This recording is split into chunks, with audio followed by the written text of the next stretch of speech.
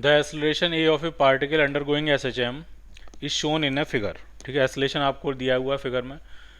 Which of the labelled point corresponding to particle at wing minus x max. तो important बात यह है कि एक्सेलरेशन जो होता है वो माइनस ओमेगा स्क्वायर एक्स के बराबर होता है। अगर आप चाहते हो कि पोजीशन जो है वो नेगेटिव एक्सट्रीम पे हो तो एक्सेलरेशन आपका पॉजिटिव एक्सट्रीम पे होना चाहिए। एक्सेलरेशन की वैल्यू मैक्सिमम पॉजिटिव वैल्यू होगी, तब डिस्प्लेसमेंट जो है वो नेगेटिव एक्सट्रीम वाली पोजीशन होगी। ठीक, तो माइनस एक्स का मतलब है एक्सेलरेशन अपनी पॉजिटिव मैक्सिमम वैल्यू पर होना चाहिए, तो वो पॉइंट होगा आपका 1। So your answer is D part. ठीक है, जब पोजीशन नेगेटिव में मैक्सिमम होती है तब एक्सेलरेशन पॉजिटिव में मैक्सिमम होता है।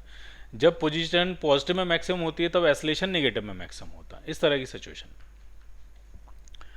डिस्प्लेसमेंट टाइम ग्राफ आपको दिया है एसएचएम का, ये डिस्प्लेसमेंट टाइम ग्राफ है, और फोर्स टाइम ग्राफ पूछ रहे हैं। तो force time graph displacement time graph का उल्टा होता है, क्योंकि फोर्स होता है मास इनटू एक्सेलरेशन और एक्सेलरेशन होता है माइनस ओमेगा स्क्वायर एक्स। तो फोर्स जो आपका आएगा वो आपका आ जाएगा minus M omega square x. तो एक्स अगर एसएचएम कर रहा है तो उसका जो माइनस लग के ग्राफ आएगा वो फोर्स का ग्राफ आएगा। तो एक्स का ग्राफ अगर इस तरह से एसएचएम का ग्राफ है तो फोर्स का ग्राफ इस तरह से हो जाएगा। So your answer is D part. The graph shows the variation of displacement of a particle executing SHM with time। ये टाइम का डिस्प्लेसमेंट का ग्राफ है। इससे हमें क्या क्या पता लग सकता है वो समझिए, एक एक करके समझेंगे। The force is zero at time t equal to 3t/4। 3t/4 उन्होंने ये टाइम दिया है और इस पर डिस्प्लेसमेंट मैक्सिमम है। तो डिस्प्लेसमेंट अगर पॉजिटिव मैक्सिमम है तो एक्सेलरेशन नेगेटिव में मैक्सिमम होगा और फोर्स नेगेटिव में मैक्सिमम होगा, जीरो नहीं होगा। तो ए पार्ट तो हो गया गलत। बी पार्ट आते हैं। The velocity is maximum at t/2। t/2 पे वो नेगेटिव एक्सट्रीम पे, और नेगेटिव एक्सट्रीम पे वेलोसिटी जीरो होती है, तो ये भी गलत हो गया। The acceleration is maximum at time t time पे वो मीन पोजीशन पे, और मीन पोजीशन पे एक्सेलरेशन जीरो होता है, तो ये भी गलत हो गया आपका। Potential energy is equal to total energy at time t/2। t/2 पे वो नेगेटिव एक्सट्रीम पे, और नेगेटिव एक्सट्रीम या पॉजिटिव एक्सट्रीम पे सारी की सारी एनर्जी पोटेंशियल एनर्जी की फॉर्मेट में होती है। तो correct answer is D part. Velocity time graph आपको दिया है, फ्रीक्वेंसी निकालनी है आपको। तो velocity, displacement, acceleration, force, momentum, इन सब का टाइम पीरियड और फ्रीक्वेंसी सेम होती है। तो वेलोसिटी का टाइम पीरियड अगर आप देखोगे तो वेलोसिटी का एक ऑसिलेशन कंप्लीट हुआ 0.04 सेकेंड में, तो ऑसिलेशन का टाइम पीरियड भी यही होगा 0.04 सेकेंड्स। तो फ्रीक्वेंसी कितनी हो जाएगी? तो फ्रीक्वेंसी होगी 1 upon time period and that is 25 hertz.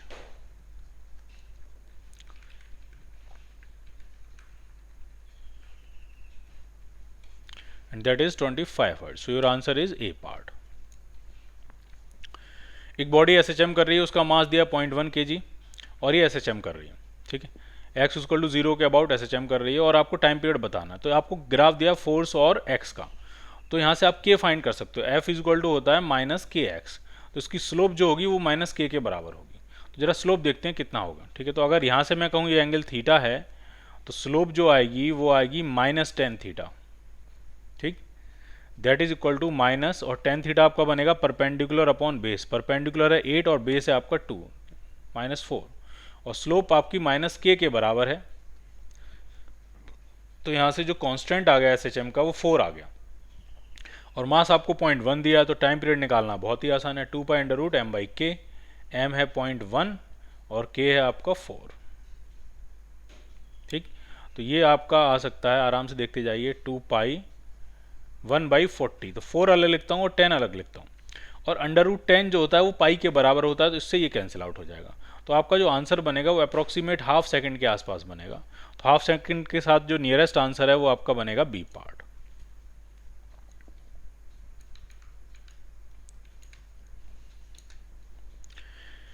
In order that the resultant path on superimposing two mutually perpendicular SHM be a circle। ठीक है, दो म्यूचुअली परपेंडिकुलर SHM है और उनका रिजल्टेंट पाथ आप चाहते हो सर्कुलर हो जाए। तो सर्कुलर तभी हो सकता है जब एक की इक्वेशन हो x equal to a sin omega T और एक की इक्वेशन हो y equal to a cos omega t.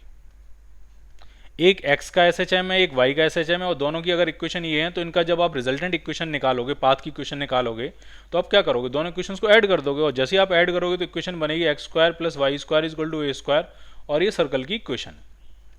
तो दो परपेंडिकुलर एसएचएम का सुपर इम्पोजिशन सर्कल तब हो सकता है जब उनकी इक्वेशंस इस फॉर्मेट की हो, कोई एक साइन हो कोई एक कॉस हो, और एम्पलीट्यूड दोनों के बराबर होने चाहिए।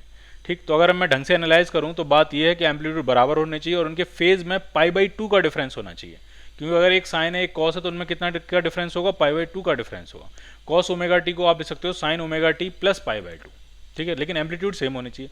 अगर एम्पलीट्यूड सेम नहीं होंगे तो ये सर्कल नहीं बनेगा, ये इलिप्स बन जाएगा।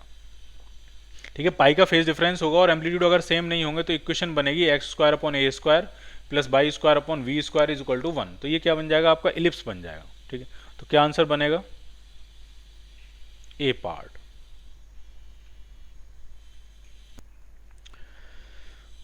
अगला क्वेश्चन करते हैं। लेसाजियस फिगर पूछ रहे हैं कि अगर इस तरह की इक्वेशन है तो लेसाजियस फिगर क्या बनेगी, मतलब सर्कल बनेगा, स्ट्रेट लाइन बनेगी, मतलब दोनों परपेंडिकुलर एसएचएम का सुपर इम्पोजिशन करने के बाद फाइनल पार्टिकल की इक्वेशन, फाइनल पार्टिकल का पाथ कैसा दिखेगा। तो ये बहुत ही सिंपल है, ये है x equal to A sine omega T और ये है y equal to B sine omega T plus π/2। Sine π/2 plus theta होता है कॉस थीटा, तो इसको आप लिख सकते हो y equal to B cos omega t. ठीक, x equal to A sine omega t. तो अगर हम इनके पाथ की इक्वेशन बनानी है तो ये बनेगा x अपॉन ए का whole square plus y upon V का whole square is equal to 1। और ये जो इक्वेशन है ये इक्वेशन किसकी बनेगी, आपकी इलिप्स की इक्वेशन बनेगी। ठीक है, पाथ की इक्वेशन निकालनी है तो हमें रिलेशन x और y में चाहिए होगा, टाइम को एलिमिनेट करना पड़ेगा, और साइन और कॉस देख के तुरंत दिमाग में आता है कि दोनों को स्क्वायर करके खत्म कर दो, स्क्वायर करके ऐड कर दो, खत्म हो जाएंगे, 1 बचेगा। तो ये आएगा x² upon a² plus y² upon v² is equal to 1। So it is a an ellipse.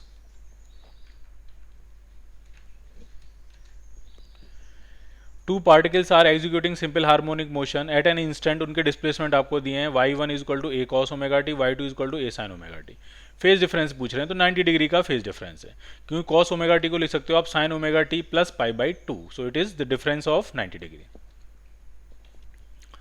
A particle of mass m oscillates with simple harmonic motion between points x1 and x2। x1 और x2 के about वो SHM कर रहा है। Equilibrium position being the zero जो origin जो है वो इक्विलिब्रियम पोजीशन है, और पोटेंशियल एनर्जी का ग्राफ पूछ रहे हैं। तो ये जो होता है ये आपका पोटेंशियल एनर्जी का ग्राफ होता है और ये आपका काइनेटिक एनर्जी का ग्राफ होता है। ये आपकी पोटेंशियल एनर्जी का ग्राफ है और ये किसका ग्राफ है, काइनेटिक एनर्जी का ग्राफ है। थ्योरी में ये अच्छे से पढ़ाया जाता है।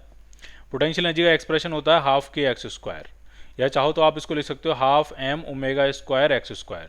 तो ये बनेगा parabola opening upwards, C part. और काइनेटिक एनर्जी का जो एक्सप्रेशन होता है वो होता है half m omega square a² minus x²। तो ये भी पैराबोला बनेगा, बट ये x² का कोफिशिएंट नेगेटिव है, तो ये बनता है पैराबोला ओपनिंग डाउनवर्ड। तो ये आपका है काइनेटिक एनर्जी, ये है आपका पोटेंशियल एनर्जी।